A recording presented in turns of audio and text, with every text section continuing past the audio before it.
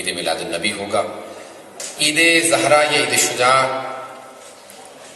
ان عیدوں میں سے ہے، بلکہ 2 عیدیں ایسی ہیں جس کو کوئی بھی منافق نہیں منائے گا. فرماتے ہیں معصوم کہ عیدیں سب منا لیتے ہیں لوگ، عید میلاد النبی بھی لوگ منا لیتے ہیں، عید الفطر عید الاضحیٰ سب مسلمان مناتے ہیں، لیکن کہا کہ 2 عیدیں ایسی ہیں جس کو کوئی منافق کبھی بھی نہیں منائے گا. ایک عید غدیر، دوسری عید زہرا. عید غدیر کو جس کے پاس ایمان ہوگا، ولایت ہوگی، وہی منائے گا کیونکہ عید ولایت ہے. عید زہرا کیونکہ عید شجاع ہے، اس لیے صرف اس کو مومن ہی منائے گا. تو بہرحال مناسبتیں بہت زیادہ ہیں یعنی اس عید کے اوپر، کیونکہ ایک تو 12ویں امام کی تاج پوشی ہے. عید غدیر پہلے امام کی تاج پوشی ہے، اور عید زہرا آخری امام کی تاج پوشی ہے. وہاں پہ ولایت کی بنیاد رکھی گئی تھی، یہاں پہ ختم ولایت ہو رہا ہے. تو بہرحال تاج پوشی ہے، بار علیہ السلام کی ولادت کی تاج پوشی ہے، ان کی ولایت کی اور ان کی امامت کی تاج پوشی ہے. اس لیے بہرحال عید زہرا کا اس کو عید شجاع. اور دوسری اس کی مناسبت ہے کہ یہ پہلا دن ہے کہ جہاں پہ اہل بیت نے واقعہ کربلا کے بعد خوشی منائی ہے. دیکھیں غم میں سب شریک ہو جاتے ہیں، پتہ نہیں توجہ ہے یا نہیں ہے، سب کے سب ہے نا، غم میں سب شریک ہو جاتے ہیں.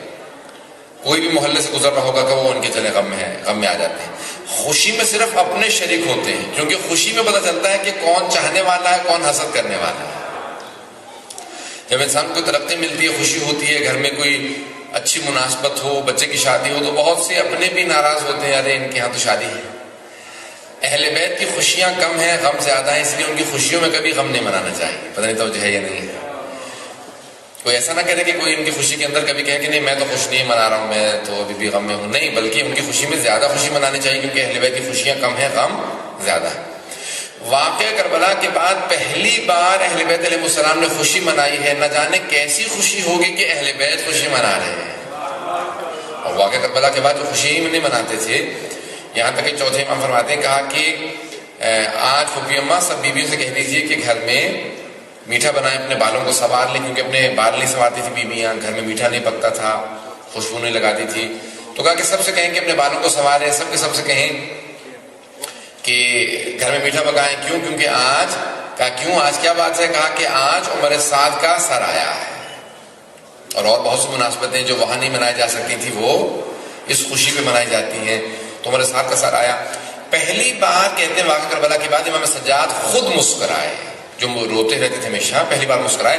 اور مسکرانے کے بعد کہا، جو سر لے کے آیا تھا نا، 3 سر لے کے آیا تھا، اس میں عمر سعد کا سر تھا، تو کہا کہ مختار سے کہو ہرملا کا سر کب بھیجے گا.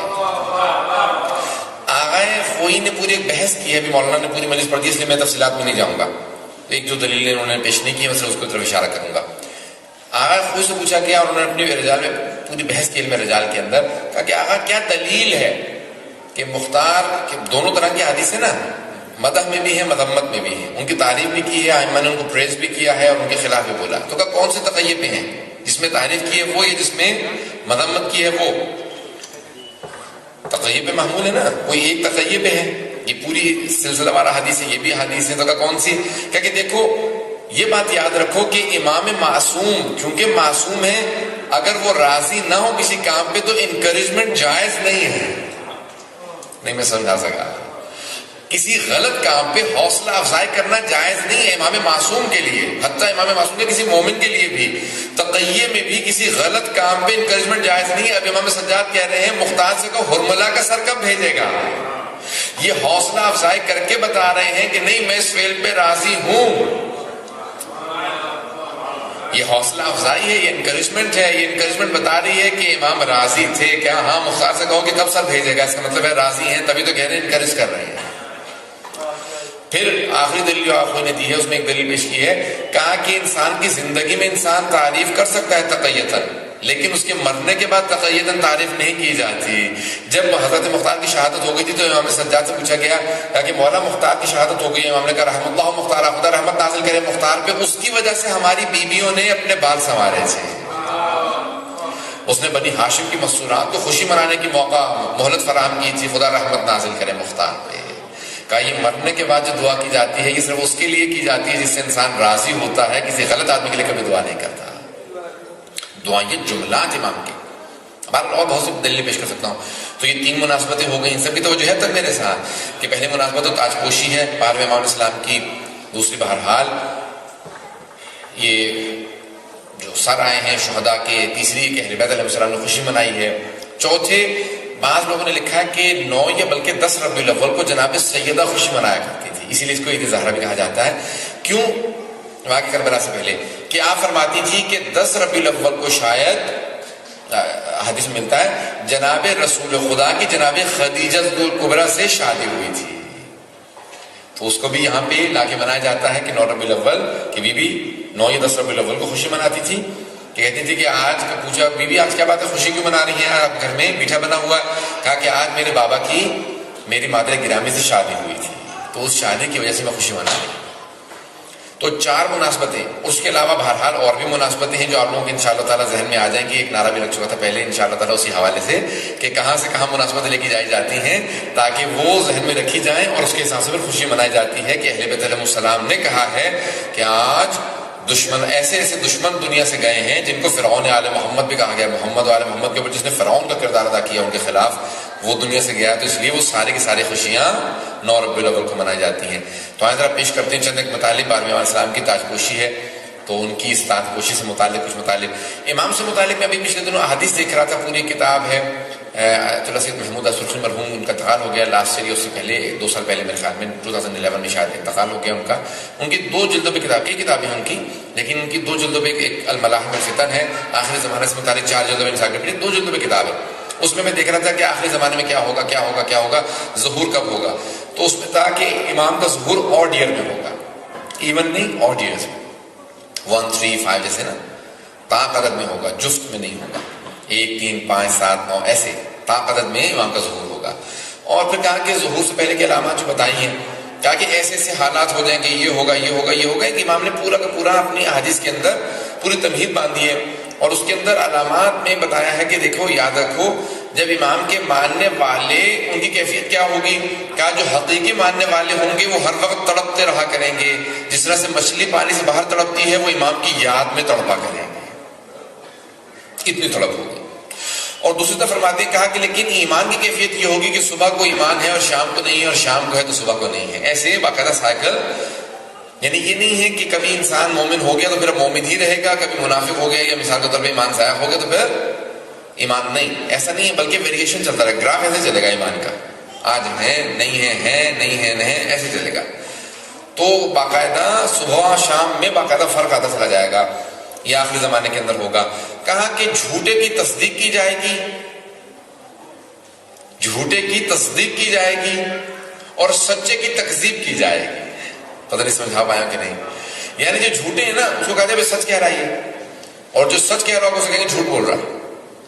کہ ایک ایسا وقت آ جائے گا کہ جھوٹے کی تصدیق کریں گے لوگ اور سچے کی تکذیب کریں گے۔ ابھی آج ایک ایسا دور ہے کہ جہاں پہ بہت، یعنی کیسے لگتا ہے جیسے پتہ نہیں اس زمانے میں کوفہ تھا، آج پوری دنیا کوفہ بن چکی ہے، پتہ نہیں کیا عالم ہے، کہ ایک کیفیت ایسی بدل گئی ہے کہ کہیں پہ بھی آپ اعتماد نہیں کر سکتے۔ کہا پھر آخری زمانے کے اندر بدترین لوگ وہ ہوں گے کہ جو دین سے دنیا کمائیں گے،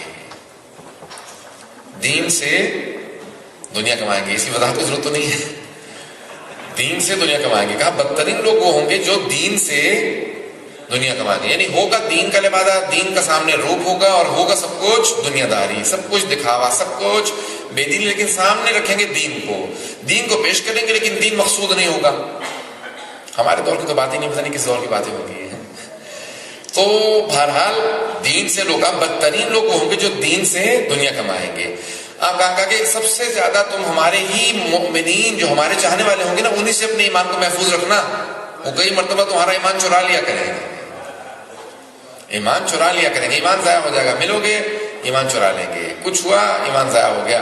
تو کہا ایسا جب وقت آ جائے گا نا کہ جہاں صبح شام ایمان بدل رہے ہوں، تو پھر اس کو گوشہ نشینی اختیار کر لینا، ٹھیک ہے، کورنر، اپنے گھر کو سنبھال لینا جتنا ہو سکے، یعنی یہ نہیں ہے کہ پھر سارا کا سارا دوسروں کے لیے زمینیں چھوڑ دیں، نہیں یہ نہیں ہے، بلکہ جتنا ہو سکے لوگوں میں کم سے کم مکس ہو۔ ہمارے میں امریکہ میں نے کہا کیا بات ہے، آپ جلدی چلے جاتے ہیں مجلس کی بات کا، لیکن آپ نے یہ نہیں کہا کہ میں سب سے پہلے آتا ہوں، ایک مومن تھے بیچارے، وہ بزرگ تھے، میں نے کہا آپ سب سے پہلے مجلس ختم ہوتی ہے اس کے بعد آپ نظر ہی نہیں آتے؟ کہا مجلس ختم ہوتے ہی میں فوراً چلا جاتا ہوں، لیکن یہ ہے کہ میں سب سے پہلے آتا ہوں۔ میں نے کہا کیوں، کیا وجہ ہے؟ کہا پہلے آنے میں کیا ہوتا ہے کہ بہت کم لوگ ہوتے ہیں اور آخر میں سب سے زیادہ ہوتے ہیں، تو آخر میں کیا ہوتا ہے کہ غیبتیں شروع ہو جاتی ہیں، میں غیبتیں جب شروع ہونے سے پہلے پہلے نکل لیتا ہوں کہ ابھی عبادت کی ہے، ضائع ہونے سے پہلے پہلے چلے جاؤ۔ کہ ہم نے سوچا کہ جو کچھ ہم نے بھی ثواب کمایا ہے نا مجلس کے اندر، گھر لے جانے کی کیا ضرورت ہے؟ یہیں پھاڑ پھڑ کے پھینک کے آگے گھر چلے جائیں گے۔ کون لے کے جائے اتنا ثواب؟ ہمیں تو گناہوں کی عادت ہو چکی ہے، کون اتنا ثواب گھر لے کے جائے؟ یہیں رکھ جاؤ، امام بارگاہ میں چھوڑ جائیں گے، نیکسٹ ٹائم آئیں گے تو پھر یہیں بھی دیکھیں گے، پھر دوبارہ پھاڑ کے یہیں پھینک جائیں گے، اچھے نام ہمارے۔ تو یعنی ایک ایسا ایک ماحول بن جائے گا کہ اس کے اندر پھر ایمان اس طرح سے ضائع ہو جائے گا کہ ہمارے ہی چاہنے والوں کے ساتھ بیٹھو کہ ایمان ضائع ہو جائے گا۔ کہیں آخری زمانے کے اندر ہوگا کہ اس وقت کون کیسے ہوں گے؟ مومن کی علامت کیا ہوگی؟ کہ مومن کی سب سے بڑی علامت یہ ہوگی کہ وہ خراس گونگے ہوں گے، زبانیں کٹی ہوئی ہوں گی ان کی۔ کیا مطلب والا ان کی زبانیں کٹی ہوئی گونگے؟ واقعی گونگے ہوں گے؟ نہیں، جو سب سے کم کلام کریں وہ مومن ہے۔ پھر علماء کرام کو پتہ نہیں کیا بنے گا۔ نہیں، بولنا مراد یہ نہیں کہ ہم جہاں پہ بیٹھتے ہیں نا تو سب سے زیادہ گناہ اس زبان سے ہوتے ہیں، 2 چھٹانگ کی زبان ہوتی ہے، سب سے زیادہ گناہ اسی سے ہوتے ہیں۔ 2 چھٹانگ کی زبان ملتی ہے اور جنگ ہو جاتی ہے، گھر اجاڑ دیتے ہیں، چھوٹی سی بات کہی اور گھر اجاڑ کے کسی کا 2 مومنوں میں لڑائی کروا دی، 2 امام بارگاہ میں فساد کروا دی، چھوٹی چھوٹی سی باتوں کے اوپر پتہ نہیں کیا کچھ توپیں چل جاتی ہیں، ٹینک چل جاتے ہیں۔ 2 چھٹانگ کی زبان کے حرکت میں آنے سے باقاعدہ فرنٹ لائن تیار ہو جاتی ہے۔ تو کہ سب سے زیادہ گناہ نہ آنکھ سے، نہ کان سے، نہ ہاتھ سے، سب سے زیادہ زبان سے ہوتے ہیں۔ اسی لیے بہت سے صحابہ کیا کرتے تھے؟ منہ میں پتھر رکھتے تھے، جب بولنا پڑتا تھا سارے پتھر نکالتے تھے، پھر دھو کے دوبارہ ڈالے، کون اب دھوئے ہر دفعہ جائے۔ کہ یہ کیا بات ہے منہ میں پتھر کیوں رکھتے ہو؟ کہ ہم جب بھی بولتے ہیں برا بولتے ہیں، گالی پہلے سے بکنے کی عادت ہے، غیبت کرنے کی عادت ہے، تہمتیں لگانے کی عادت ہے، تو ہم نے زبان میں پتھر رکھ لیے تاکہ بولنے سے پہلے پتھر نکالنے پڑیں گے، تو کون اتنی زحمت کرے پتھر نکالے پھر بولنا شروع کرے، بس ہم نے پتھر رکھ لیے تاکہ بولے ہی نہ۔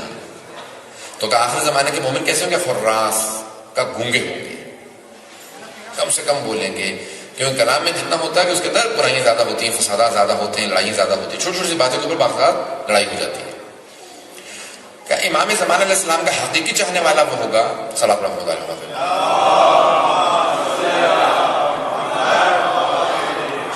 واجل فرجہم، بس 5 سے 10 منٹ آپ کو زحمت دوں گا۔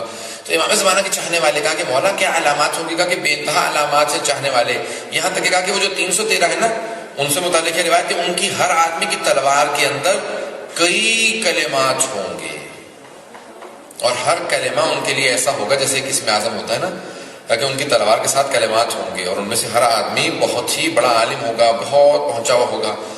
جب یہ 313 کا یہ عالم ہے، امام کا اپنا مقام کیا ہوگا، ان کی اپنی عظمت کیا ہوگی؟ کہ امام کے مقام کوئی نہیں سمجھ سکے گا، کہ ہر جگہ پہ ہر ان کے ماننے والے پوری دنیا کے اندر ہوں گے، ہر جگہ پہ ان کا تذکرہ ہو رہا ہوگا، ہر جگہ پہ لوگوں کی گفتگو کر رہے ہوں گے، کب آئیں گے، کون ہیں، کیسے ہیں، کیا ہے۔ کہ ہر جگہ جہاں گفتگو ہو رہی ہے سمجھ لو جس کے متعلق گفتگو ہو رہی ہے وہ وہی ہے جس نے آنا ہے، پوری دنیا کے اندر آنے والے کی گفتگو